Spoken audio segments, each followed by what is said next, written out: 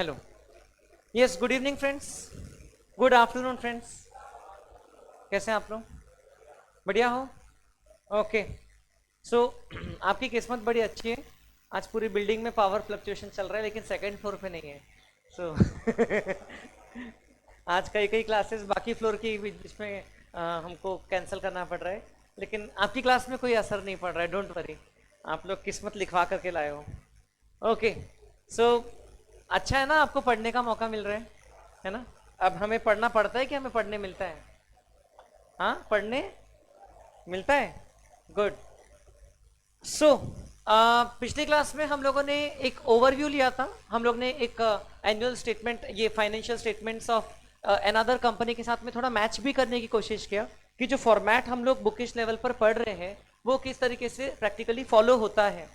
अब हम लोग ये एक एक चीज के अंदर में डाइव डीप करेंगे और एक एक जो एलिमेंट है उसको हम लोग स्टडी करेंगे कि उसमें कौन सा आइटम कवर होता है। So you know that yes, the balance sheet, see there are broadly two parts in this whole chapter that we are going to see. One is the balance sheet and the other is the statement of profit and loss. तो balance sheet की यदि हम लोग बात करें, so balance sheet के दो sides रहेंगे। अब वैसे तो वैसे वाले दो साइड्स नहीं रहेंगे, लेकिन you know that there will be two parts. It is a vertical format. तो एक पार्ट रहेगा इक्विटी एंड लाइबिलिटीज एंड एक पार्ट रहेगा assets. Within equity and liabilities there will be the equity वाला part, जिसको practical life में तो equity direct भी बोल सकते हैं, लेकिन यहां पर हम लोग बोलेंगे उसको share holders funds. And the liability part, liability में ये दो आते हैं। ये जो है ये बिटवीन इक्विटी एंड लाइबिलिटी आता है somewhere. Share application money pending allotment, because ये आपको पैसा तो शेयर एप्लीकेशन का मिल चुका है, लेकिन अभी तक के उसके बदले में आपने शेयर्स अलॉट नहीं किया। So as I told you, this is a rare occurrence in the balance sheets. So now और एसेट साइड पे तो बड़ा सिंपल है, जो मेजर हेडिंग्स है that is non current asset and current asset. Now अब हम लोगों को एक एक मेजर हेडिंग के अंदर में क्या क्या आइटम्स आते हैं, उसके नोट में कितनी डिटेल्स में जाना है, तो वो हमें डिस्कस करना है। हम लोग ने एक बेसिक प्रैक्टिकल एग्जांपल तो देख लिया पिछली क्लास में। So now if you talk about the shareholders fund part, तो उसके लिए हमको समझना पड़ेगा कि शेयर कैपिटल का जो प्रोसीजर है वो क्या है। शेयर इशू करने का जो प्रोसीजर है उसमें क्या क्या स्टेप्स आती हैं, वो डिटेल में हम लोग पढ़ने वाले इन आर सेकेंड मॉड्यूल, जिसके अंदर में शेयर्स और इवन डिबेंचर्स वाला चैप्टर है। तो उसका एक स्टेप बाय स्टेप प्रोसीजर होता है। ओके, पहले शेयर एप्लीकेशन का पैसा हम बुलाते हैं, उसके बाद में शेयर्स अलॉट करते हैं, फिर कभी कभार पूरा पैसा अलॉटमेंट में भी नहीं बुलाते, कुछ पैसा फर्स्ट कॉल में बुलाते, कुछ पैसा सेकेंड कॉल में बुलाते, एंड कभी कभार पूरा ही पैसा एप्लीकेशन के साथ बुला लेते, कभी कभार कुछ पैसा एप्लीकेशन कुछ पैसा अलॉटमेंट पे बुला लेते। So it depends. ये सब चीज़ों पे डिपेंड करता है कि हमारे इसके अंदर की हेडिंग्स में वैल्यू क्या क्या आएगी। तो when we talk about share holders funds, तो आपके जो हेडिंग है, तो वो हेडिंग के अंदर में शेयर होल्डर्स फंड के अंदर में एक मेजर हेडिंग आएगी शेयर कैपिटल, दूसरा आएगा रिजर्व्स एंड सरप्लस। रेदर इसको हम लोग मेजर हेडिंग बोलेंगे। ओके, शेयर होल्डर्स फंड को हम लोग बोलेंगे मेजर हेडिंग, और ये शेयर कैपिटल को हम लोग बोलेंगे minor heading. Share capital, reserves and surplus and money received against share warrants, ये तीन उसमें माइनर हेडिंग्स कंपनीज लॉ में प्रिस्क्राइब्ड हैं। अब उसमें हम लोग रिजर्व्स के बारे में बात करेंगे, एक एक करके सारे चीजों पे हम लोग आएंगे, लेकिन अभी सबसे पहले वी नीड टू अंडरस्टैंड कि शेयर कैपिटल में क्या क्या आता है एग्जैक्टली, एंड उसमें प्रेजेंटेशन में क्या रिक्वायरमेंट्स हैं। आप लोग ने अगर कोई एनुअल रिपोर्ट डाउनलोड किया है तो वो तो आप प्रैक्टिकली देख ही सकते हो कि कई बार जितना रिक्वायरमेंट बताया गया है उससे भी ज्यादा डेप्थ में प्रेजेंटेशन किया जाता है। सो क्योंकि it is not just the companies law और the companies act that has to be followed, they also have to follow the listing agreement with the stock exchange, they also have to follow some other compliance mechanisms जो applicable होते हैं, compliance के जो provisions होते हैं, not just the companies law। जैसे हम लोग ने देखा था डेटर्स में MSME वाला हमने देखा था, या शायद क्रेडिटर्स वाले पार्ट में देखा था हमने, micro small and medium enterprises के रिस्पेक्ट में जो in particularly micro and small enterprises को जो अमाउंट पेएबल था वो अलग से मेंशन करना पड़ता है, amount payable to other creditors अलग से मेंशन करते। So that is not as per the company law, that is as per the MSME act. वैसे कोई दूसरे एक्ट के हिसाब से भी जो कंपनीज है they might be liable to disclose things in further detail, लेकिन मिनिमम कितना डिटेल कंपनी लॉ मांगता है तो वो हम लोगों को यहाँ पर पढ़ना है। सो कंपनी लॉ बोलता है कि शेयर होल्डर्स फंड, जिसको हम लोग इक्विटी भी बोलते हैं, उसके अंदर में पहला आइटम आएगा शेयर कैपिटल, जो हमारे which can be equated to the capital of our regular balance sheet. Regular balance sheet मतलब कि जो हम लोग इंडिविजुअल की बैलेंस शीट की बात करते हैं, तो उसमें तो सिंपल रहता था, कैपिटल रहता था। कैपिटल, कभी कभार कोई रिजर्व रहा तो अलग से रिजर्व, जनरल रिजर्व या कुछ कोई कोई क्वेश्चन में कभी रहता था, और उसके बाद में तो बाकी लाइबिलिटीज रहती थी, loan from bank, creditors, bills payable वगैरह। और एसेट साइड में तो जैसा वहां पर था, एसेट साइड में यहाँ भी कोई खास चेंजेस नहीं रहेंगे। बस अब कैपिटल जो है वो शेयर कैपिटल रहेगा। तो उससे क्या होगा कि कंपनी का जो कैपिटल है, as we discuss the other day, it is divided into various parts and each part is called as a share. So जैसे कंपनी को अगर कैपिटल रखना है से ₹1000 करोड़ का कैपिटल रखना है, so they can divide it into 100 crore shares of 10 rupees each. तो 100 करोड़ शेयर्स ऑफ 10 रुपीज, ये क्या हो जाएगा, कंपनी के कैपिटल के एक एक पार्ट हो जाएंगे। एंड नाउ खास करके अगर कोई लिस्टेड कंपनी है तो उसमें बहुत इजीली आप या मैं शेयर होल्डर बन सकते हैं। Now today is not a good time, वैसे तो मार्केट क्लोज हो गया है, to become a share holder of a listed company, because अभी मार्केट में अभी क्रैश चल रहा है बहुत भयंकर। In fact for long term investor like me it is a very good time, but then अगर आपको पेशेंस नहीं है और आपके इमोशन को आप मैनेज नहीं कर सकते, सो ये शॉर्ट टर्म में अभी शेयर मार्केट बहुत क्रैश हो रहा है, okay, because of Donald Trump's policies and global uncertainties. तो अभी सिचुएशन थोड़ी गड़बड़ है, लेकिन that all is market value, that does not change the face value of the shares. हम लोग जो पढ़ेंगे, हमारी बुक्स ऑफ अकाउंट में मार्केट वैल्यू रिफ्लेक्ट नहीं होती है, हमारी बुक्स ऑफ अकाउंट में फेस वैल्यू ही रिफ्लेक्ट होती है, जिसको हम लोग नॉमिनल वैल्यू भी बोलते हैं। सो विद इन शेयर कैपिटल हम लोगों को इक्विटी शेयर्स और प्रेफरेंस शेयर्स का अलग अलग डेटा बताना पड़ता है कि इक्विटी शेयर्स हमारे पास कितने हैं, प्रेफरेंस शेयर्स कितने हैं, कंपनी ने कितने इशू किया है, उसके अलावा उसमें से कितने फुल्ली पेड अप है। जैसे अगर 10 रुपीज का नॉमिनल वैल्यू का शेयर है, तो हो सकता है कि उसमें कंपनी ने अभी बुलाया ही 8 रुपए है, तो फुल्ली पेड अप तो हो ही नहीं सकता। 10 रुपीज के शेयर के बदले में जब 10 रुपीज आ जाता है फेस वैल्यू का, तब उसको बोलते हैं it is a fully paid up share. Then कभी कभार फुल्ली पेड अप नहीं रहता है, सो मैंने ये शॉर्ट में लिखा है, इसको थोड़ा डिटेल में भी आपको अभी बताऊंगा। देन हमको बताना पड़ता है कि कितना कॉल्ड अप है, उसमें से कुछ कॉल्स इन अरियर्स है क्या। अरियर्स का मीनिंग होता है something pending, so if whether there is something in arrears. So for example हो सकता है कि शेयर 10 रुपीज का है, हमने कॉल भी 10 रुपीज किया है, लेकिन उसमें से अभी 2 रुपीज किसी किसी शेयर होल्डर का पेंडिंग है, तो उसको हम लोग बोलते हैं कॉल्स इन अरियर्स। तो हम लोग उसको 10 माइनस 2 ऐसा रिफ्लेक्ट करते हैं, ओके, मैं पर शेयर बेसिस पर बता रहा हूं, it gets multiplied by the number of shares. Then कभी कभार ऐसा होता है कि शेयर 10 रुपी का है, हमने कॉल ही 8 रुपीज किया है और वो पूरा 8 रुपीज आ चुका है, तो उसमें भी कॉल्ड अप में 8 लिखते, कॉल्स इन अरियर्स तो कुछ भी नहीं रहता है, तो ये आता है 8। कभी ऐसा हो सकता है कि शेयर अभी तक पार्टली कॉल्ड अप है और उसके अंदर में भी कुछ अरियर्स हैं, जैसे 8 रुपए बुलाया है 10 रुपए के शेयर में से, और पैसा कितना आया है, मान लो 7 रुपए आया है, 1 रुपए अभी भी अरियर्स में है, तो वो कैसा शो करेंगे, 8 minus 7। So in all these 3 cases which I told you, जहां 8 या 7 रुपए आए थे, उसमें एक बात कॉमन थी कि फुल्ली पेड अप नहीं था। Only if it is fully paid up तो वो ये वाले इसमें आता है, if it is not fully paid up तो फिर वो called up minus calls in arrears ऐसा करके दिखाते हैं। And also there is some amount which may be shown as forfeited shares, okay. तो अब ये कभी कभार क्या होता है, कुछ शेयर होल्डर्स अगर कॉल करने के बाद, अप्रोप्रिएट समय अलाउ करने के बाद भी यदि शेयर्स का पेमेंट नहीं करते हैं, उनसे जो रिसीवेबल हैं कॉल्स वो अरियर्स में रहते हैं, तो company has the right to forfeit the shares. What do they mean by forfeiting of the shares, वो पैसा फोरफिट कर लेते हैं।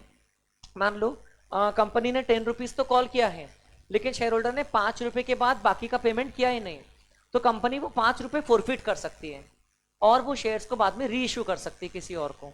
तो वो 5 रुपए कंपनी जब तक कि री इशू नहीं करे वो शेयर्स को, तब तक कि वो कौन से अकाउंट में रखती है, फोरफिटेड शेयर्स अकाउंट में। नाउ एकदम परफेक्टली आपको ये सब चीजें समझ में आएगी जब हम लोग इसकी अकाउंटिंग डेबिट क्रेडिट से करेंगे later on in another chapter. But अभी तो हम लोगों को सिर्फ उस चीज का प्रेजेंटेशन समझना है कि उस चीज का प्रेजेंटेशन यहाँ कैसे होता है। And the good part is कि उसका प्रेजेंटेशन भी दोबारा हम लोग वो वाले चैप्टर में देखने वाले हैं, तब आपको और बेहतरीन तरीके से समझेगा। बट अभी we can not skip the share capital part and just do every other topic of this chapter, because ये तो एक बहुत इंपॉर्टेंट मैटर हो गया ना। When we talk about balance sheet, company की बैलेंस शीट में शेयर कैपिटल तो बहुत महत्व रखता है। So within share capital अब देखिए, नोट्स टू अकाउंट्स में डिटेल्स रहती हैं।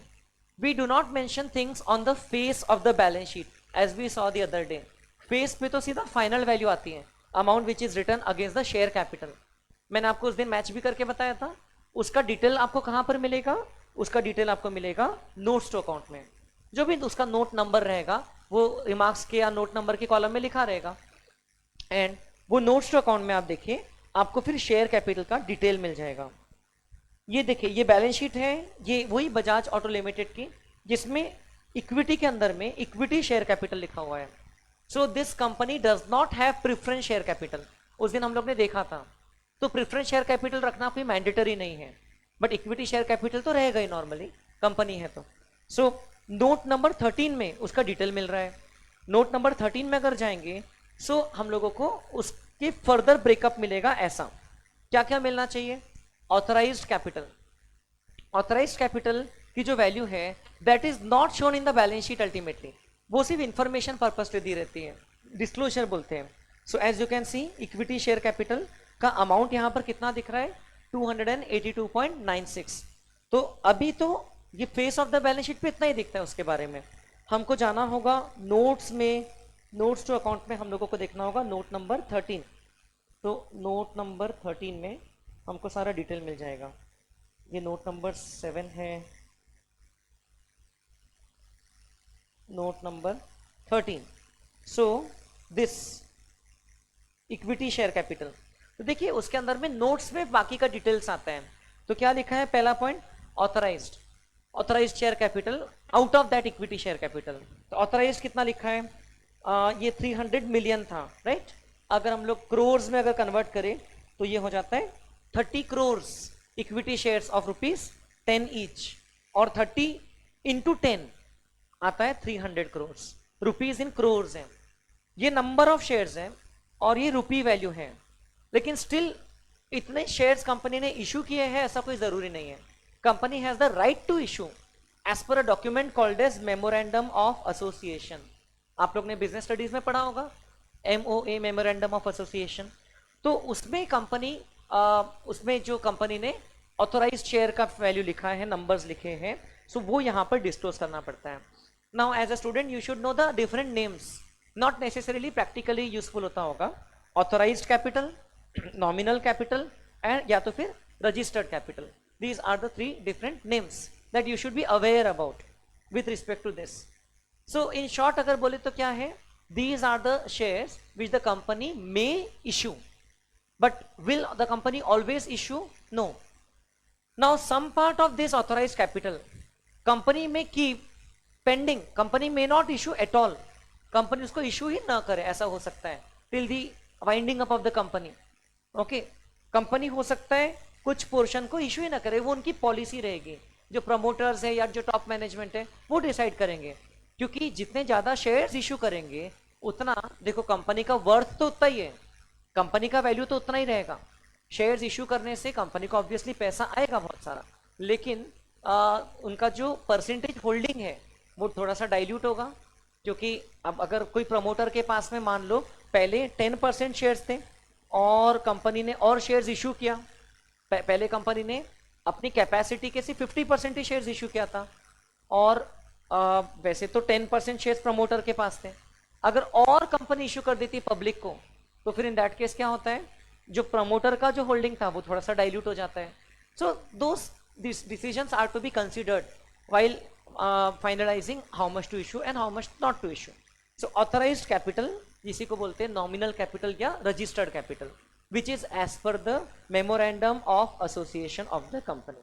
Sir, can it never be changed? It can be changed, but then it requires some detailed procedure, legal procedure होता है। उसके बाद उसको बढ़ाया भी जा सकता है, कम भी किया जा सकता है। कम करने का तो कोई ऐसा सेंस नहीं है, क्योंकि मतलब है उतना ऑथराइज्ड और उससे आप कम इशू किए तो वैसे ही चलता है।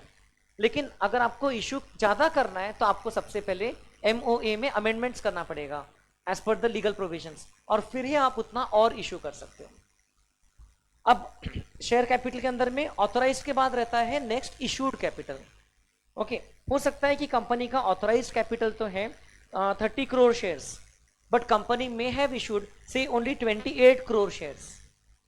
जनरली इशूड कैपिटल सब्सक्राइब हो जाता है, जनरली स्पीकिंग, खास करके लिस्टेड कंपनीज की हम बात करते हैं तो वो लोग प्रॉपर कोई ना कोई इस तरीके से इशू करते हैं कि जितना इशू कर रहे वो शेयर्स के उनको क्लेमेंट्स मिल जाए, कि भाई खरीदार मिल जाए, वो शेयर्स के होल्डर्स, पोटेंशियल होल्डर्स मिल जाए, इन्वेस्टर्स। तो issued capital means which the company issues to the public. Okay, जो कंपनी ने इशू किया है, इशूड कैपिटल। तो लेकिन यहां पर आप देखो इनकी बैलेंस शीट में इन्होंने ये कंबाइन करके दे दिया, issued, subscribed and fully paid up. Means ये कंपनी के इशूड कैपिटल और सब्सक्राइब कैपिटल अलग अलग नहीं है।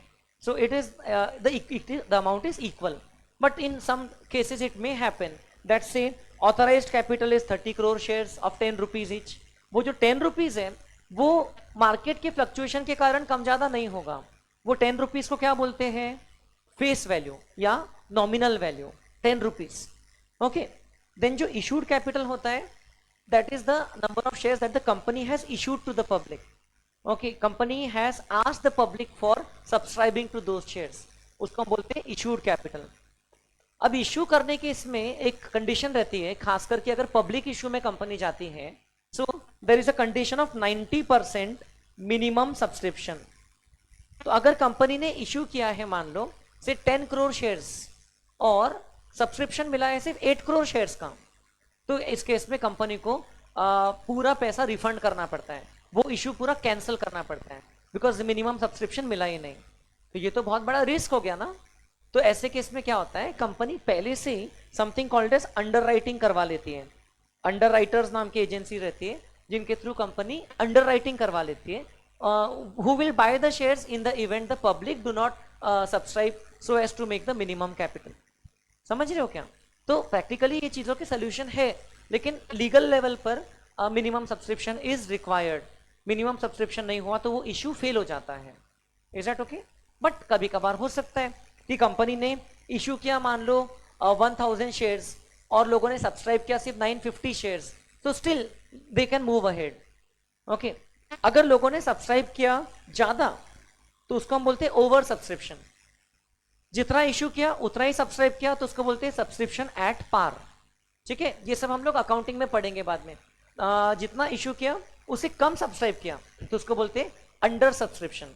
सिंपल वर्ड है, जितना इशू किया का पब्लिक ने उससे ज्यादा सब्सक्राइब किया उसको बोलते हैं ओवर सब्सक्रिप्शन। अभी तो मार्केट थोड़ा डाउन चल रहा है, जब मार्केट बुल फेज में आता है तो उस समय बहुत सारी कंपनीज अपना अपना पब्लिक इशू लेकर के आती है। तो इन दैट केस कुछ कुछ कंपनीज का बहुत ज्यादा ओवर सब्सक्रिप्शन होता है। Okay, many times over subscription होता है। So in that case it helps to determine the market value of those shares. उनका जो वो they can not actually ultimately allot more shares than they issued. अगर company ने 1000 share issue किया, demand 2500 shares की है, तो कंपनी 2000 शेयर्स नहीं अलॉट कर सकती है, अलाउड ही नहीं है। कंपनी को शेयर्स कितने अलॉट करना पड़ेगा? 1000 ही। लेकिन जो एक्सेस जिन्होंने अप्लाई किया है उनके साथ में कंपनी को डिसीजन लेना पड़ेगा कि क्या करना। उन लोगों को जो एक्सेस कुछ लोगों को फुल रिफंड कर देना क्या, या प्रो राटा अलॉटमेंट करना। प्रो राटा अलॉटमेंट में क्या होता है, प्रोपोर्शनेट अलॉटमेंट होता है, मतलब कि जिसने 5 शेयर के लिए अप्लाई किया उसको 2 शेयर का अलॉटमेंट होगा as per the ratio, and they can have a mix of it. किसी किसी को फुल अलॉटमेंट किया, किसी किसी को नील अलॉटमेंट किया, किसी किसी को प्रो राटा अलॉटमेंट किया। प्रो राटा मतलब प्रोपोर्शनेट, उसमें भी अलग अलग कैटेगरी बना सकती है। तो वो सब पार्ट जो इंटरेस्टिंग वाला पार्ट है that is actually kept pending for another chapter. ये जो अंडर सब्सक्रिप्शन ओवर सब्सक्रिप्शन की अकाउंटिंग कैसे होती है, रिफंड किया तो क्या होते हैं, that is very interesting aspect. But then अभी हम लोग वो वाला एस्पेक्ट नहीं पढ़ रहे, अभी हम लोग प्रेजेंटेशन वाला एस्पेक्ट पढ़ रहे हैं। तो इसमें हम लोग ये देख रहे हैं कि ठीक है, we just need to know the meaning of this names. तो issued capital means which the company has issued for people to apply. Okay, जैसे आप में से किसी ने लॉ पढ़ा है, मर्केंटाइल लॉ थोड़ा बहुत, तो उसमें it is like an invitation to offer. तो यहां पर लोगों को इन्वाइट कर रहे कि भाई आप लोग इतना सब्सक्राइब करो, फिर लोग सब्सक्राइब करते हैं, then they give an offer to the company. ठीक है, और फिर कंपनी में देन अलॉट द शेयर्स और may not allot the shares. तो उसको हम लोग सब्सक्राइब्ड कैपिटल बोलते हैं। जितने शेयर्स अलॉट किए उसको हम लोग बोलते हैं subscribed capital. Now within subscribed capital there are broadly two categories, subscribed and fully paid up. Means very simple, जो शेयर्स का पूरा फेस वैल्यू हम ले लिए हैं वो शेयर इसमें आ जाएगा। जैसे हमारे बजाज ऑटो लिमिटेड की बैलेंस शीट में तो ये subscribed and fully paid up है। कितने शेयर्स है ये? 28 crore 29,57,358 number of shares, subscribed and fully paid up. अब जरूरी है क्या कि 10 रुपए का शेयर कंपनी 10 ही रुपए में इशू करेगी? 10 रुपए का शेयर कंपनी कितने रुपए में इशू कर सकती है? कंपनी उसके मार्केट वैल्यू में इशू कर सकती है, कितने में भी इशू कर सकती है। डिस्काउंट में अलाउड नहीं है, कंपनी लॉ के हिसाब से इंडिया में डिस्काउंट में इशू करना अलाउड नहीं है जनरल पब्लिक को। 10 रुपए का शेयर 8 रुपए में इशू नहीं कर सकती है, keep that in mind. But 10 रुपए का शेयर 15 रुपए में, 25 रुपए में, 100 रुपए में, 5,000 रुपए में इशू कर सकती हैं। फिर भी यहां पर आप देखो, ये कंपनी तो काफी नामी कंपनी है, Bajaj Auto Limited. We know their products also, चलती है, इतनी बड़ी बैलेंस शीट है इनकी। सो स्टिल इनका जो शेयर कैपिटल है वो तो मल्टीप्लाई बाय 10 ही हुआ है। आप देखो ध्यान से, ये तो 282.96 ही है ये इसका जो वैल्यू है। सो व्हाट हैपेंस इज, क्या उन लोग ने उसको पार पे ही इशू किया है क्या? Have these shares been issued at par only? What do you think? The shares might have been issued at a premium. 10 रुपए का शेयर अगर 200 रुपए में इशू हो रहा है तो 190 रुपीज क्या होता है? प्रीमियम। तो वो प्रीमियम इस अकाउंट में नहीं आता है, वो प्रीमियम एक दूसरे अकाउंट में जाता है जिसको हम बोलते हैं सिक्योरिटीज प्रीमियम। तो जैसे आप देखोगे ये रिजर्व्स एंड सरप्लस की लिस्ट में हमको मिलेगा, हमको मिलना चाहिए सिक्योरिटीज प्रीमियम। नहीं है मतलब कि वो कंपनी ने उसको राइट ऑफ कर दिया है, तो वो अभी है नहीं बैलेंस शीट में। There is something called as securities premium if the shares are issued at a higher value than the face value, which is very much the case, normally होता है। ठीक है, इसमें सिक्योरिटीज प्रीमियम नहीं है। ठीक है, these are all different other reserves for other purposes. तो ये वाली कंपनी के शेयर्स आप और भी कोई कंपनी की बैलेंस शीट डाउनलोड करोगे तो उसमें आपको सिक्योरिटीज प्रीमियम बिल्कुल मिल सकता है। सो वो वहां पर क्रेडिट हो जाता है। तो अल्टीमेटली इफेक्टिवली एंट्री क्या आती है? बैंक में डेबिट होता है 200 रुपए इफेक्टिवली, शेयर कैपिटल में क्रेडिट होता है 10 रुपए, क्योंकि शेयर तो 10 ही रुपए फेस वैल्यू का इशू हुआ ना, और सिक्योरिटी प्रीमियम अकाउंट में क्रेडिट होता है 190 रुपए। तो वो अमाउंट के रिस्ट्रिक्टेड यूजेज होते हैं। यूजेज मतलब क्या? वो तो सर एक बुक में एक लाइक कोई बैंक में तो 200 रुपए पूरा आ गया है, बैंक बैलेंस को तो हम कितना भी यूज कर सकते हैं, बट ये तो एक नॉमिनल अकाउंट है, बुक का अकाउंट है। नॉमिनल वर्ड गलत बोल रहा हूं मैं, लेकिन हाँ ये तो प्रॉफिट का ही अकाउंट है। सो इसमें कैसे रेस्ट्रिक्शन रह सकता है? सो उतना अगर सिक्योरिटी प्रीमियम में गया है तो उसको हम लोग जनरली डिविडेंड बांटने के लिए यूज नहीं कर सकते, जैसे हम लोग जनरल प्रॉफिट्स को या जनरल रिजर्व्स को यूज करते हैं। उसमें उसको आप 4-5 ही पर्पसेस के लिए यूज कर सकते हो when the shares are issued at a premium. So वो उसके बारे में हम लोग रिजर्व्स एंड सरप्लस की जब बात करेंगे ना तो उसमें देखेंगे। देखो शेयर कैपिटल के बाद next topic within share holder fund कौन सा है? Reserves and surplus. देखो उसमें आपको दिख रहा है securities premium reserve. So we will discuss about that. ठीक है, तो अभी हम लोग बात किसकी कर रहे हैं? शेयर कैपिटल की। सो उसमें होता है subscribed and fully paid up. मतलब मान लो कंपनी ने से 10,000 शेयर्स है कंपनी के विच आर सब्सक्राइब, तो ऐसा लिखते 10,000 equity shares of ₹10 each fully paid up. ठीक है, तो 10,000 इंटू 10, यहां पर वैल्यू कितनी आ जाती है? 1 लाख। ठीक है, subscribed and fully paid up तो वेरी इजी टू अंडरस्टैंड है, जितना फेस वैल्यू है उतने से मल्टीप्लाई कर दो आप नंबर ऑफ शेयर्स को। बट ये जो है इसमें 3 टाइप्स के आते हैं, इसमें 3 टाइप्स की शेयर्स आ सकते हैं। एक जिसमें तीनों में देखो फुल्ली पेड अप नहीं है, बेसिकली तीनों कैटेगरी में कॉमन बात क्या है कि वो फुल्ली पेड अप नहीं है। सो सबसे पहले हो सकता है कि आपने कॉल तो पूरा किया है बट कुछ पैसा अरियर्स में है, कुछ शेयर होल्डर्स ने पैसा दिया नहीं है। मान लो it may be like called up amount say 2,000 shares of ₹10 each, तो यहां पर लिख देते 20,000। बट मान लो उसमें से लोगों ने 2-2 रुपए नहीं दिया है, सो कॉल्स इन अरियर्स में लिखते 2,000 इंटू 2 कितना? 4,000 रुपए माइनस हो जाता है, तो नेट फाइनल कितना दिखता है? 16,000 रुपए। क्योंकि उतना पैसा अरियर्स में था। अकाउंटिंग में क्या होता है उसका अलग से डिस्कस करेंगे। अकाउंटिंग में ये called up amount share capital account में क्रेडिट बैलेंस दिखता है, और कॉल्स इन अरियर अकाउंट में डेबिट बैलेंस दिखता है। तो वो क्रेडिट में से उतना डेबिट माइनस होकर फाइनली यहां पर शो करते हैं। This is one. 3 टाइम्स बताया मैंने आपको, fully called up but not fully paid up, कुछ अरियर्स है उसमें से। दूसरा हो सकता है कि कॉल अप ही हमने कम किया है, से पार्टली कॉल्ड अप है। For example 2000 shares of ₹10 each, but हम लिखते हैं only ₹8 called up. Call up ही 8 रुपए किया है, तो वो तो ऊपर की कैटेगरी में पक्का नहीं आएगा। तो 2000 इंटू 8 कितना होगा 16,000। उसमें लेकिन कॉल इन अरियर्स नहीं है, जितना बुलाया था उतना आ चुका है, तो आप कॉल इन अरियर्स में लिखोगे 0, 16,000 माइनस 0 16,000। समझ रहे क्या? तीसरा कैटेगरी क्या हो सकता है कि हमने फुल्ली कॉलअप नहीं किया, लेकिन जितना कॉलअप किया उसमें से भी कुछ अरियर्स में है। Example 2000 shares of ₹10 each, comma ₹8 called up, तो कितना हो गया 16,000। लेकिन हमको ये शेयर्स में से एक रुपए नहीं मिला है, अभी भी अरियर्स में है।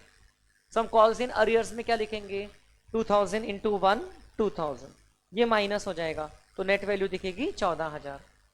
हो सकता है कि 2000 में से नहीं, सिर्फ उसमें से 500 शेयर्स का एक रुपए नहीं मिला, तो यहां पर सिर्फ 500 रुपए आएगा। But still all this shares will be not fully paid up, because जब तक कि उसका 10 रुपए नहीं मिलता है फेस वैल्यू का, या जो उसका भी जो फुल फेस वैल्यू है वो नहीं रिकवर होता है, तो फिर वो फुल्ली पेड अप तक के नहीं शिफ्ट होता है। Are you understanding? तो आपको बिल्कुल ऐसी बैलेंस शीट मिल सकती है। मोस्टली तो आपको subscribed and fully paid up वाले ही मिलेंगे, लेकिन कभी रेयर केस में ऐसी मिल सकती है जहां पर कॉल्स इन अरियर्स है, subscribe but not fully paid up है। ठीक है, तो ढूंढोगे तो मे बी कोई मिल सकती है। And then lastly forfeited shares account. तो जैसे कि कोई शेयर्स में शेयर होल्डर ने मान लो 10 रुपए के शेयर में से हमने पूरा 10 रुपए बुलाया था मान लो, लेकिन उसने हमको 5 ही रुपए पे किया, तो जैसे मैं आपको बता रहा था हम उसके 5 रुपए जब्त कर लेंगे। ओके, इसको बोलते हैं फोरफिट करना। और जब तक कि हम उसके अगेंस्ट में न्यू शेयर्स इशू नहीं करेंगे, री इशू नहीं करेंगे वो शेयर्स को, तब तक कि वो 5 रुपए, सपोज 2000 शेयर पे हमने 5 रुपए जब्त किया, तो 2000 इंटू 5 इतना अमाउंट ये क्रेडिट बैलेंस में पड़ा रहेगा, क्योंकि तो पैसा बैंक में तो आ चुका है, तो उतना फोरफिटेड शेयर अकाउंट में यहां पर हम लोग further as a part of share capital ही ऐड कर देंगे। तो इसका फिर टोटल लगाया जाएगा, ये ए, बी और सी का टोटल। बी कैसे आया, B1 माइनस B2 है ना, called up minus calls in arrear, तो इसका टोटल लगाया जाएगा, और इससे हमको मिलेगा शेयर कैपिटल का total amount. So these two will not be shown in the total. Authorise capital total में लेंगे क्या, नहीं। इशूड कैपिटल लेंगे क्या, नहीं। कौन सा लेंगे, सिर्फ ये वाली values. Okay, subscribed and fully paid up, subscribe but not fully paid up का net value after adjusting calls in arrear, and if there is forfeited share balance then उसका अमाउंट, ये तीनों को ऐड कर लेंगे, उतना अमाउंट हमारी balance sheet के फेस पे अगेंस्ट शेयर कैपिटल रिफ्लेक्ट होगा। समझ रहे क्या? वहां पर भी इक्विटी शेयर कैपिटल अलग से लिखना नहीं पड़ता है, शेयर कैपिटल लिख दो, और नोट्स टू अकाउंट में इक्विटी और प्रेफरेंस का अलग अलग लिख सकते हो। So we will be seeing some examples related to this. अभी तक जो मैंने आपको बताया उससे संबंधित कुछ क्वेश्चन है, किसी को कुछ समझ में आई क्या चीजें? ओके, तो अभी देखिए, पिछली क्लास में हम लोग ने पेज नंबर 1.2 पे नेचर ऑफ फाइनेंशियल स्टेटमेंट्स देखा था। इसको एकदम आपको रट्टा मारने की जरूरत नहीं है एग्जाम के एंगल से, you just need to know. ठीक है, financial statement represent the recorded facts, they are based on accounting conventions, concepts and assumptions. Accounting standards are followed, various accounting policies are considered, and then we select the appropriate policies. They are based on accounting estimates and they are the source of financial information. ये भी हमने discuss किया था content of annual report. इसमें क्या क्या देखा था हम लोगों ने? एनुअल रिपोर्ट के कंटेंट में बोर्ड ऑफ डायरेक्टर्स की रिपोर्ट आती है, auditors report, financial statements, and उसी का पार्ट है नोट्स टू अकाउंट, जिसमें आपको एकदम ब्रीफ में बोर्ड ऑफ डायरेक्टर्स की रिपोर्ट के बारे में दिया हुआ है, ऑडिटर्स रिपोर्ट के बारे में दिया है, एकदम ब्रीफ में दोनों पॉइंट्स दिए हैं। So you don't have to bother too much about this. जितना जरूरी था उतना मैंने आपको उस दिन बता भी दिया था। एक कोई भी एनुअल रिपोर्ट डाउनलोड करोगे तो आपको समझ जाएगा इसमें जो टर्म्स लिखे हुए हैं, ठीक है, कि क्या क्या इसमें टर्म्स है। ये ज़्यादा कुछ टर्म्स है भी नहीं, ये सब तो ये लोग क्या करते हैं, एनुअल जनरल मीटिंग कन्वीन करते हैं। मतलब कंपनीज एक्ट क्या बोलती है कंपनीज को, कि they should hold an annual general meeting AGM of the shareholders, जिसमें they should adopt, consider and approve the board report and the financial statements, balance sheet के statement of profit and loss और cash flow statement. उसी meeting में board of directors जो है वो dividend propose करते हैं और शेयर होल्डर्स उसको अप्रूव करते हैं। जो फाइनल डिविडेंड होता है ईयरली प्रॉफिट्स के ऊपर में, तो वो शेयर होल्डर्स के अप्रूवल के बाद ही दिया जाता है, right. So they approve the dividend in annual general meeting.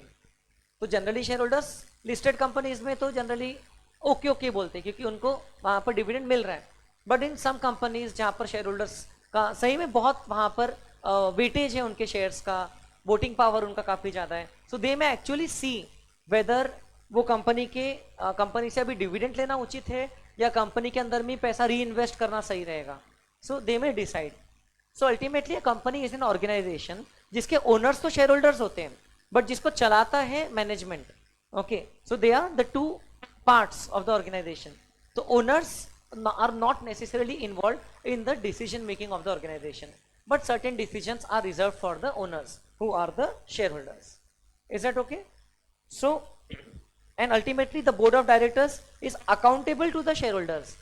So जो भी रिपोर्ट ये बना के देते, it is addressed to whom? It is addressed to the shareholders because they are the investors or the owners of the company. Auditor's report. Auditor is supposed to express whether the company, whether the financial statements show a true and fair view. यहाँ पर word use है क्या? Yes, whether the financial statement give a true and fair view और not. If not तो फिर उसको अपनी report को क्वालिफाई करना पड़ता है। ओके, तो कि भाई हमको ये चीजें ठीक नहीं लग रही है, जिस तरीके से इस चीज का ट्रीटमेंट हुआ है अकाउंटिंग में, ये जनरली एक्सेप्टेड अकाउंटिंग स्टैंडर्ड्स के हिसाब से नहीं हुआ है, we can not comment on the same. Auditors कभी कभी क्वालिफाइड रिपोर्ट भी देते हैं, बट जब कंपनी की दिक्कत रहती तब, जैसे आपने सुना होगा बाइजूस नाम की कंपनी है, सो जो भी उसकी कंपनी का नाम है, लेकिन बाइजूस जो ब्रांड है, सो उनके ऑडिटर ने 1 साल पुरानी जो रिपोर्ट थी, उनको कंपनी की पहली बात तो बैलेंस शीट ही 1 साल लेट पब्लिश हुई थी क्योंकि उसमें कुछ झोलझाल था और अकाउंटिंग मैल प्रैक्टिसेस थी, और उनका ऑडिटर भी रिजाइन हुआ था। There auditor refuse to sign on the balance sheet of that company because they could sense that there is some malpractices which are going on in the company. So ऐसे case में auditor के ऊपर में भी कुछ responsibility रहती है, that they need to make sure that if they are signing it so people will be trusting. So auditors कौन रहते हैं? Auditors are the chartered accountants. Company audit करने का पावर सिर्फ चार्टर्ड अकाउंटेंट्स के पास में है। No other professional can do the audit and sign the balance sheet. It's the statutory right given by the government through companies act. Is that okay? ये देखिए section 143 of the companies act. Then the third part is financial statements, as we discussed, balance sheet and statement of P&L and cash flow statement. तो balance sheet का आपको कहाँ दिया है format? In schedule 3 part 1। Statement of P&L का format कहाँ दिया है? Schedule 3 part 2। So these are the financial statements. अब बैलेंस शीट के फेस पे सारी चीजें डिटेल में नहीं रहेगी, डिटेल में कहाँ रहेगी? वो नोट्स टू अकाउंट में। So notes to account जो है, it should also be considered as an extension of the balance sheet only. वो कोई बहुत अलग चीज नहीं है। Like auditor cannot say कि हमने बैलेंस शीट तो चेक किया sir but notes to account check नहीं किया। तो notes to account is a part of balance sheet, क्योंकि बैलेंस शीट में फिगर कहाँ से आ रहे हैं? नोट्स टू अकाउंट से ही आ रहे हैं ना, जैसा कि हम लोग ने देखा। Share capital shall be shown as one amount in the balance sheet and the further details of the same will be shown in the notes to account on share capital. And schedule 3 has prescribed the vertical format। हम लोग जो format में ये सब study करेंगे that is the vertical format. उसी format में companies को अपनी बैलेंस शीट पब्लिश करना होता है। This is the format of the balance sheet, right. तो मैंने आपको अभी उसका एक मेजर हेडिंग बताया, शेयर होल्डर फंड। उसके अंदर में इतना ही हमने अभी तक डिस्कस किया, शेयर कैपिटल। तो इसके सारे पॉइंट को एक एक करके हमको डिस्कस करना होगा। We will keep coming back to page number 1.5। This is like an index for us for the upcoming few pages. तो अब इसमें पहला देखो क्या लिखा है, first part equity and liabilities. Equity and liability के अंदर में क्या क्या आता है? Equity and liabilities as the heading is. Equity मतलब shareholders fund and liability means external liabilities. ठीक है, liabilities which may be further classified into non current liabilities and current liabilities. Share holders fund, उसके अंदर में 3 item आते हैं। I hope आपको structure समझ में आ रहा है। हाँ, इक्विटी एंड ओवरऑल क्या हो गया? Annual report. एनुअल रिपोर्ट के अंदर में क्या है? Financial statements. उसके अंदर में आता है बैलेंस शीट। उसके अंदर में आते हैं 2 साइड्स या 2 parts, equity and liabilities and assets. हमारा पार्ट कौन सा है? Equity and liability. उसमें आते हैं 4 मेजर हेडिंग्स। उसमें पहला हेडिंग है शेयर होल्डर्स फंड, जिसको इक्विटी भी बोल सकते हैं। और उसके अंदर आते 3 माइनर हेडिंग्स। एक हेडिंग कौन सा है? Share capital. दूसरा हेडिंग है रिजर्व्स एंड सरप्लस। तीसरा हेडिंग है money received against share warrants. अब उसमें से एक एक हेडिंग को हम डिस्कस कर रहे हैं। एड्रेस समझ में आया उसका? ओके, तो अभी हम लोग शेयर कैपिटल को डिस्कस कर रहे हैं। सो शेयर कैपिटल में यहां पर आप देखो 4 टाइप के शेयर कैपिटल इंक्लूडेड है उसमें। मैं आपको जो नोट्स शेयर करूंगा उसमें ये मेंशन्ड है। ओके, पहला देखो, सेम है क्या बुक के हिसाब से? Shares issued against amount to promoters as subscribers to MOA. सबसे पहले जब कंपनी इनकॉर्पोरेट होती है तो उस समय प्रमोटर्स को कुछ शेयर्स इशू किए जाते हैं, who are the subscribers to MOA, therefore they are called as the promoters of the company, the first shareholders. Shares which may be issued by private placement. जरूरी नहीं है कि company को public issue ही करके shares issue करना है। Company may allot the shares by private placement, okay, to select group of people. So वो shares issued for subscription and subscribe. तो these are the shares which are issued to public for subscription and they are subscribed by the shares by the public. And there may be shares issued for consideration other than cash, means company may issue shares to their vendors such as say company को किसी ने building cell किया तो company या building या property किसी से खरीदती है, उसके बदले में कैश पेमेंट भी कर सकती है। लेकिन कई सारे स्टार्टअप्स या जो छोटी कंपनीज होती है जो भी अर्ली स्टेजेस में होती है, they may not have that much of money itself to pay for that. तो वो लोग क्या करते हैं, उसके बदले में उनको शेयर्स इशू कर देते हैं, उनको पार्ट ओनर बना देते हैं। आपने शार्क टैंक इंडिया अगर देखा होगा कभी, तो आपने देखा होगा कि द शार्क्स जो रहते हैं, if they are willing to invest, sometimes they demand share capital, okay, sometimes they demand equity. Equity means ownership in the company. Sometimes they are okay with bonds, okay, with fixed paying instrument. उनको ownership अगर owners dilute नहीं करना चाहते हैं, so the sharks में offer them कि हम लोग आपकी कंपनी से बॉन्ड्स खरीदना चाहेंगे जिसके बेसिस पर हमको इतना फिक्स्ड रेट ऑफ इंटरेस्ट मिले। बॉन्ड्स जो है वो इधर नहीं आएगा, that will be a part of generally non current liabilities, क्योंकि वो bondholders are not the owners of the company, shareholders are the owners. Within shares there may be preference और there may be equity. Now have you read in business studies the difference between preference and equity share holders? थोड़ा सा बता सकते हो? what are the 2 major differences between preference shareholder and equity shareholder? Yes. Annual interest मिलता है? नहीं, interest word गलत है। शेयर होल्डर को इंटरेस्ट नहीं मिलता है, डिविडेंड मिलता है। सो प्रेफरेंस शेयर होल्डर्स में have a fixed rate of dividend जो उनको मिलेगा, लेकिन उसके बाद जो भी बचेगा वो इक्विटी शेयर होल्डर का रहेगा। प्रेफरेंस शेयर होल्डर का डिविडेंड जो है वो एक रेट तक के, कूपन रेट तक के लिमिटेड रहेगा। यस,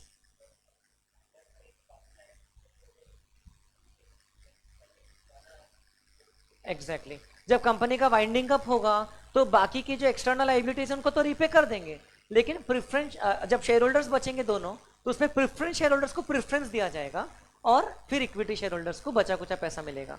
सो दे में also earn a lot of profit और दे में इनकर लॉट ऑफ लॉस। तो रियल रिस्क होल्डर्स कौन है? Equity share holders, not the preference share holders. Preference share holders का रिस्क तो एक हद तक के लिमिटेड रहता है, और जो डिसीजन मेकिंग में पार्टिसिपेट करते हैं they are mainly the equity share holders.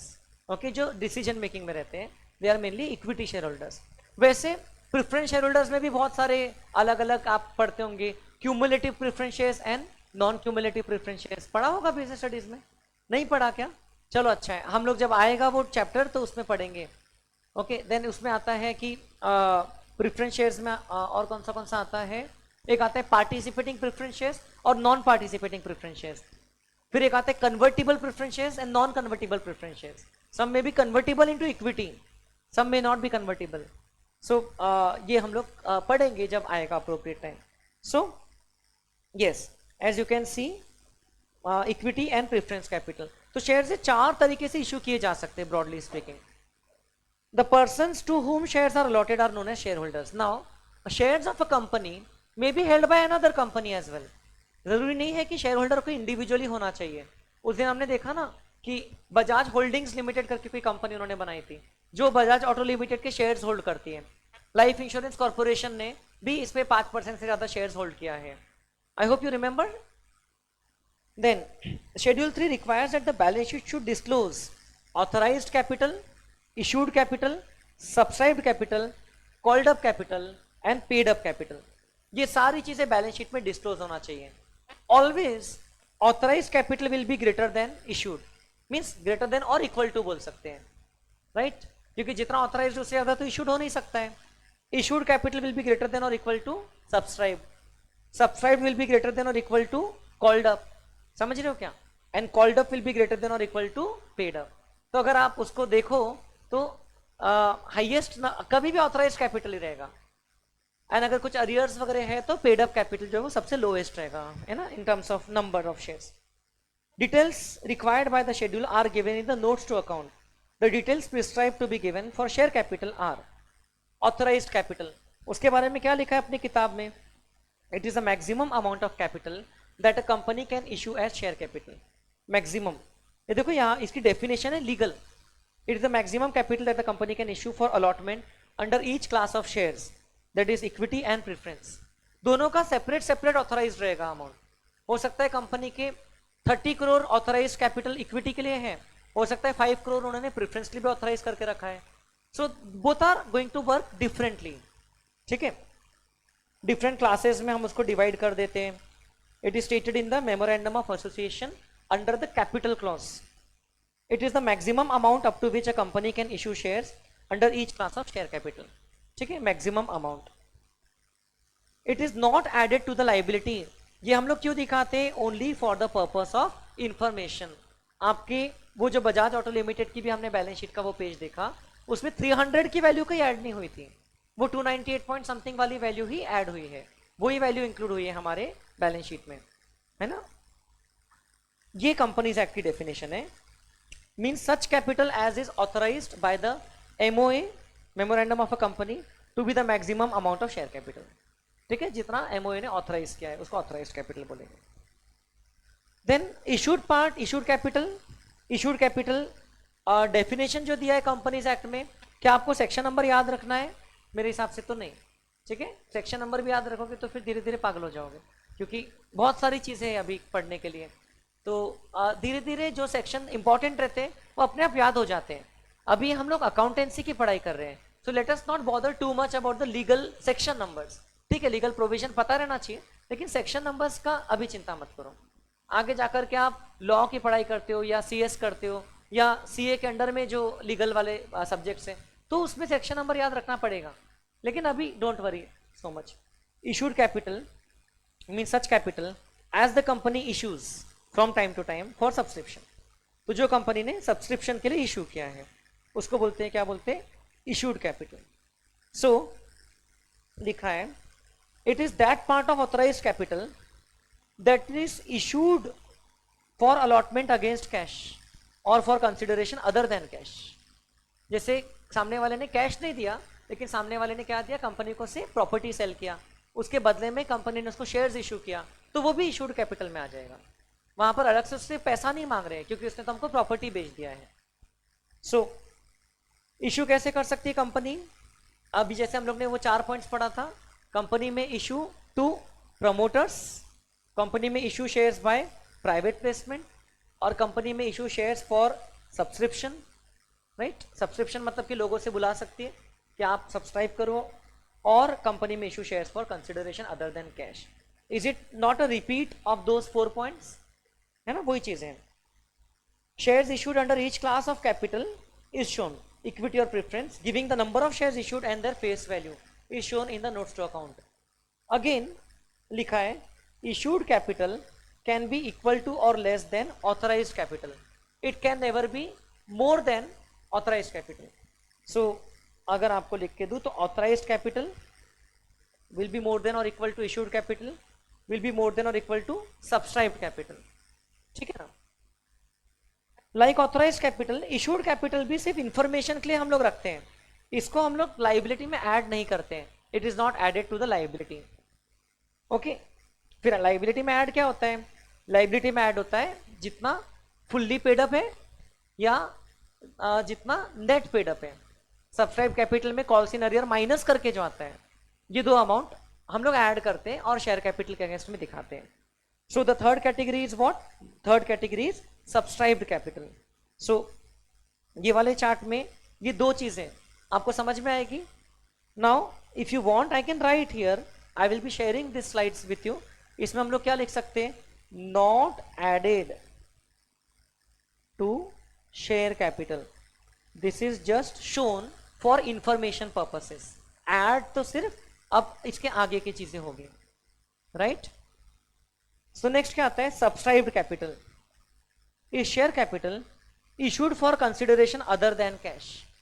Other than cash वाला भी आता है. And also subscribe when issued for subscription in cash.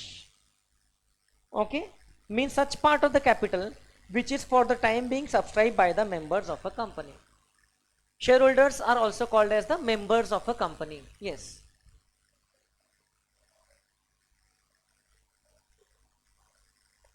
Yes, obviously. So it is not added to share capital. Hence आप लिख सकते हो कि it is shown here only for information purposes. It is not added to share capital means ultimately it does not form part of the balance sheet figure. Okay, not a part of balance sheet. Is that okay? Okay, not a part of balance sheet. ये यहां पर क्यों दिया जा रहा है फिर?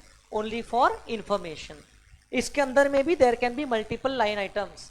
ठीक है, कितने इक्विटी शेयर कैपिटल है. Within equity share capital भी अलग अलग क्लासेस के हो सकते हैं. कैसे? कोई equity share capital 10 rupees face value के हो सकते हैं, कोई 1 रुपी फेस वैल्यू के हो सकते हैं, कोई 20 रुपीज फेस वैल्यू के हो सकते हैं. ठीक है ना? विद इन प्रेफरेंस भी अलग अलग हो सकते हैं. सो वो सारे आपको ऑथराइज्ड में उसके लिस्ट बताना पड़ेगा, इशूड में बताना पड़ेगा. मल्टीप्लाई करके वैल्यू तो दिखेगी लेकिन वो टोटल में नहीं लेंगे, राइट? देन क्या आता है? Subscribed capital. फिर सब्सक्राइब्ड कैपिटल में उसका मीनिंग हम लोग ने देखा. अदर देन कैश भी कवर्ड है और सब्सक्रिप्शन फॉर कैश भी कवर्ड है. Subscribed capital can not be more than the issued capital.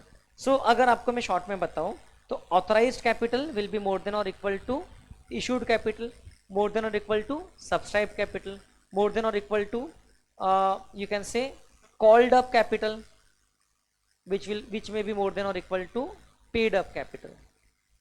ठीक है, ये आपको पता रहना चाहिए कि जितना सब्सक्राइब किया उसी में से कॉल्ड अप रहेगा, उससे ज्यादा कैसे रहेगा, और उसी में से पेड अप रहेगा. अब हम लोग आगे पढ़ेंगे भी ना. कभी कभार क्या होता है कि हमने मान लो शेयर्स में 8 रुपये कॉल किया, लेकिन कुछ कुछ शेयर होल्डर्स थोड़े से, आप जैसे कुछ कुछ लोग बहुत प्रोएक्टिव हो, कुछ कुछ शेयर होल्डर प्रोएक्टिव रहते हैं और आगे का 2 रुपये भी अभी से ही पे कर देते हैं. 8 रुपये बुलाया था लेकिन 10 रुपये पे कर दिया. तो ऐसे केस में क्या होगा? Can paid up capital B more then called up? Than equal कैसे? 8 रुपये बुलाया था, 10 रुपये दे दिया. सो द आंसर इज जो एक्स्ट्रा 2 रुपये आया उसको अभी शेयर कैपिटल में दिखाते ही नहीं है, उसको हम लोग लाइबिलिटीज में दिखाते हैं, क्योंकि अभी तक के हम लोग ने उतना कॉलअप ही नहीं किया. तो शेयर कैपिटल का पैसा नहीं आया बोलते, हम बोलते कि जो पैसा है इसको कॉल्स इन एडवांस बोलते हैं.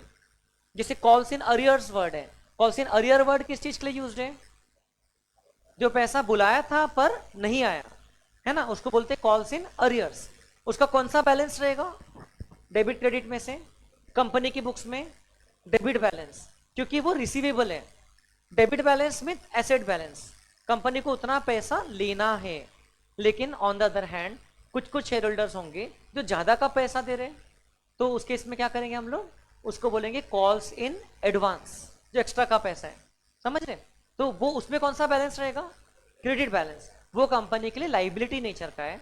जनरली उसको हम लोग करंट लाइबिलिटीज में, अदर करंट लाइबिलिटीज में दिखाते हैं. तो वो सब आएगा जब सही समय आएगा. बट अभी जस्ट मुझे ध्यान आया कि भाई ज्यादा भी तो पैसा आ सकता है. ये देखिए, अदर करंट लाइबिलिटीज में कॉल्स इन एडवांस दिखा आपको. ये अदर करंट लाइबिलिटीज में कॉल्स इन एडवांस, और भी बहुत सारे आइटम्स हैं यहाँ पर, लेकिन वो करंट लाइबिलिटीज में दिखाते हैं। सो थोड़ा सा हम लोग डाइग्रेस हो गए, हम लोग ये पढ़ रहे हैं, राइट। अब सब्सक्राइब्ड कैपिटल के अंदर में हमने देखा कि दो फर्दर क्लासिफिकेशन रहेंगे, सब classification, subscribed and fully paid up, जो कि बहुत आसान है समझने के लिए, लेकिन दूसरा है subscribe but not fully paid up. तो देखो इसको इन लोगों ने डिटेल में समझाया है। तो subscribed and fully paid up, जब जितना फेस वैल्यू है तो पूरा बुलाया भी है और पूरा रिसीव भी हो गया है।